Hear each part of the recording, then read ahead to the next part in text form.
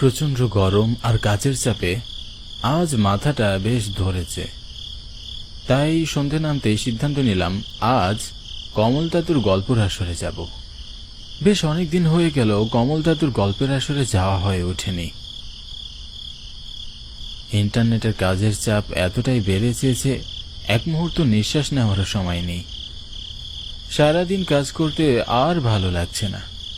সাথে হরিকাকার দোকানে গরম চাটাও আয়াস করে খাওয়া হবে। এ গ্রামে হরিকাকার চা বেশ নামকরা। সাথে কমল দাদুর গল্প হলে তো আর কোনো কথাই নেই। আজ অনেকদিন পর যাচ্ছি গল্প শুনতে। শুনেছি কমল দাদু যা গল্প শোনায় তার সবই নাকি বাস্তবে কারো না কারোর সাথে ঘটেই। কমল দাদু বিভিন্ন ধরনের গল্প শোনায়, কখনো দুঃখের, কখনো হাসির, আবার কখনো উপকারের। আমি বেশ কয়েকবার লক্ষ্য করেছি দাদু যেই গল্প শোনায় তা কারো না কারোর সাথে ঘটবেই, কিন্তু দাদু কখনো কারো নাম গল্পে উল্লেখ করে না। আসলে তিনি নিজেও জানেন না যে তার বলা গল্পগুলো কিভাবে বাস্তবে ঘটে যাচ্ছে। এমন অলৌকিক ঘটনার অধিকারী হয়েও মানুষটি অতি সাধারণ।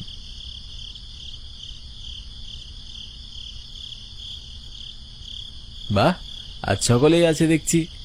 হরি কাকা, কড়া করে এক কাপ চা দাও তো দেখি। এতদিন পর আমার কথা মনে পড়লো তোর ছোকরা। কাজের চাপ খুব বেড়ে গিয়েছে গো দাদু। সারাদিন কাজ করতে করতে ক্লান্ত হয়ে পড়ি। মন আর ঠিক ছিল না বাড়িতে, তাই চলে আসলাম এখানে। আসলে এখানে আসলে আমার মনটা ভালো হয়ে যায়। ভালো করেছিস, আমাদের আসর তো তোকে ছাড়া জমেই না। ঠিক বলেছিস শহরেন। ওরে বাবারা, তোরা থাম দেখিনি। আমার গল্প শুনতে এসে যদি তোরাই গল্প করিস তাহলে কি করে হয় ছোকরারা? আচ্ছা আচ্ছা, বেশ, তো গল্প শুরু করো। তোদের আমি আজ পর্যন্ত অনেক ধরনের গল্পই শুনিয়েছি, কিন্তু আজকে একটু অন্যরকম গল্প শোনাবো। কি কি গল্প দাদু? আজ তোদের আমি একটা ভূতের গল্প শোনাবো। না গো দাদু, আছে না হয় থাক। তোমার গল্পের প্রায় সবই বাস্তবে ঘটেই থাকে। এটিও যদি ঘটে তার থেকে ভালো তুমি অন্য কোনো গল্প শোনাও। আমিও দাদুর সাথে একমত। হ্যাঁ দাদু, প্রতিদিন তো শুনি ওইগুলো। আজ তুমি বরং ভূতের গল্পই শোনাও।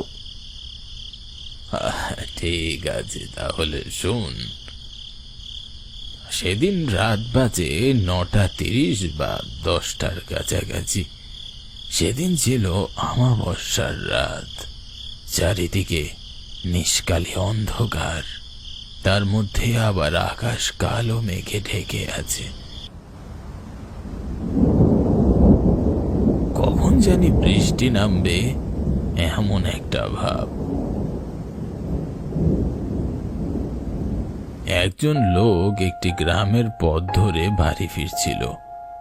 আকাশের অবস্থা খারাপ দেখে লোকটি খুব দ্রুত পা চালিয়ে হাঁটছিল, যাতে বৃষ্টি নামার আগেই সে বাড়ি পৌঁছাতে পারে। সেদিনের পরিবেশটা ছিল একদম অন্যরকম। প্রকৃতিতে কোনো বাতাস নেই। ঝিঝি পোকাগুলো যেন হারিয়ে গিয়েছে। বলতে গেলে সবকিছু যেন থমকিয়ে গিয়েছে। লোকটি দ্রুত পা চালিয়েও তার শেষ রক্ষা হলো না। ঝমঝম করে বৃষ্টি নামলো।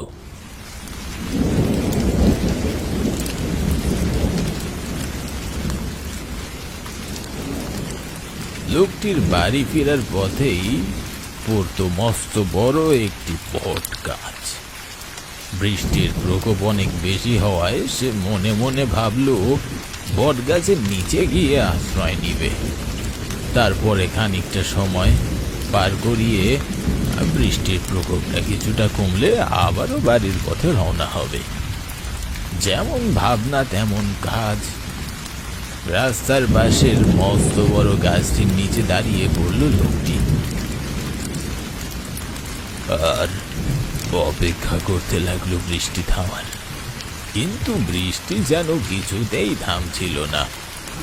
আর বৃষ্টির ফোঁটাগুলো বাড়তে লাগলো। হঠাৎ লোকটি তার পিছনে কারো উপস্থিতি অনুভব করলো।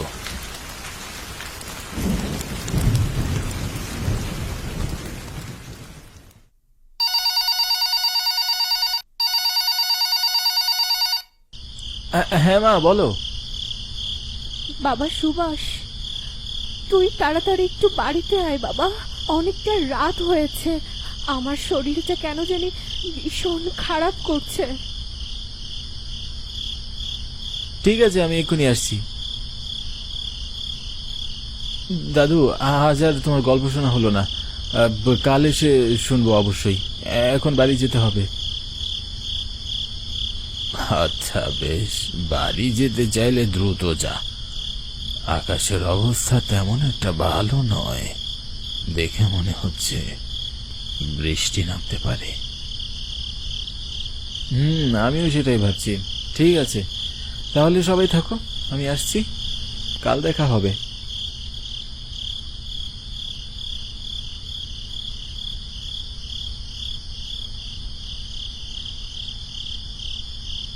দাদুর গল্পটি শোনার অনেক ইচ্ছা ছিল, কিন্তু সেটা আর হলো না।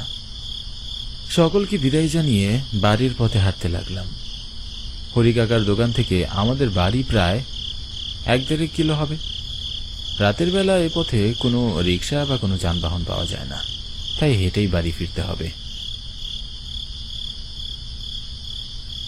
আকাশটি ঘন কালো মেঘে ঢেকে আছে।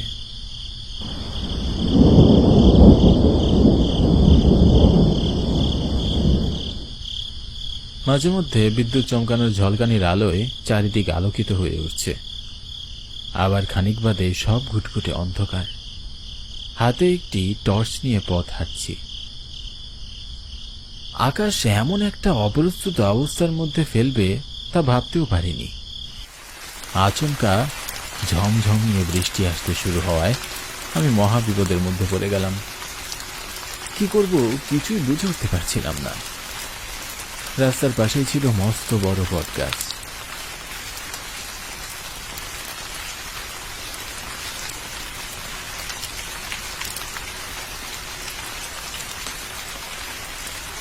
বৃষ্টির পানিতে গা ভেজা থেকে নিজেকে বাঁচাতে দৌড়ে গিয়ে গাছটির নিচে আশ্রয় নিলাম। ইস, এখন বাড়ি ফিরবো কি করে? এত বৃষ্টির মধ্যে তো পথ চলা অসম্ভব। এদিকেও আবার অনেক রাত হয়ে এসেছে। অনেক চিন্তা ভাবনা করে সিদ্ধান্ত নিলাম এখানেই খানিকক্ষণ অপেক্ষা করি। বৃষ্টি একটু থামলে না হয় বাড়ি ফিরব। মনে মনে ভাবলাম, যদি দাদুর গল্প না শুনে আর একটু আগে বাড়ি ফিরতাম তাহলে এই বৃষ্টির মধ্যে আর পড়তে হতো না। দাদুর কথা মনে পড়তেই হঠাৎ আমার গায়ে কাঁটা দিয়ে উঠল। দাদুর বলা গল্পটি যেন এখন আমাকে ভাবাতে লাগলো। হঠাৎ মনে হলো, দাদুর গল্পের সেই লোকটি আমি নয়তো। আমার সাথেও তো সেই একই ঘটনা ঘটছে। এমন কথা মাথায় আসতেই হঠাৎ অনুভব করলাম আবার পিছনে কারো উপস্থিতি।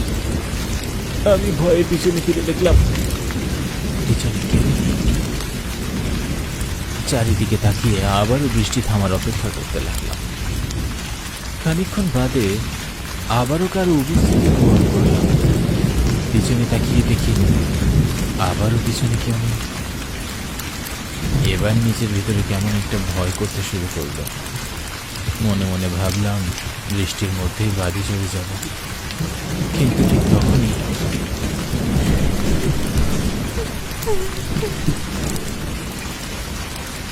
কারো কান্নার আওয়াজ কানে ভেসে এলো। কেউ যেন ফুপিয়ে ফুপিয়ে কাঁদছে। আমি পিছন ফিরে কান্নার উৎস খুঁজতে গেলাম। এত বৃষ্টির মধ্যে কান্নার আওয়াজ কোথা থেকে আসছে? হঠাৎ উপরের দিকে চোখ করতেই আমার বুকের ভিতরে ছাপ করে উঠল। গাছের ডালে ঝুলন্ত লাশটি দেখে ভিতরের প্রাণ পাখিটা বেরিয়ে যাওয়ার উপক্রম। বৃষ্টির মধ্যেও গা ঘামতে শুরু করলো। মেয়েটির মুখের এক পাশ পোড়া, আর তার চোখ দিয়ে রক্ত গড়িয়ে পড়ছিল। মেয়েটির চেহারা দেখে আমি স্পষ্ট বুঝে গিয়েছিলাম এটি কোনো মানুষ হতেই পারে না। এমন সময় হঠাৎ মেয়েটি ভয়ঙ্কর ভাবে হেসে উঠল।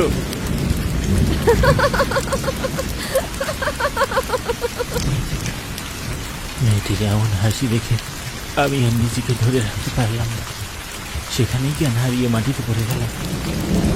এরপরে আমার আর কিছু মনে নেই।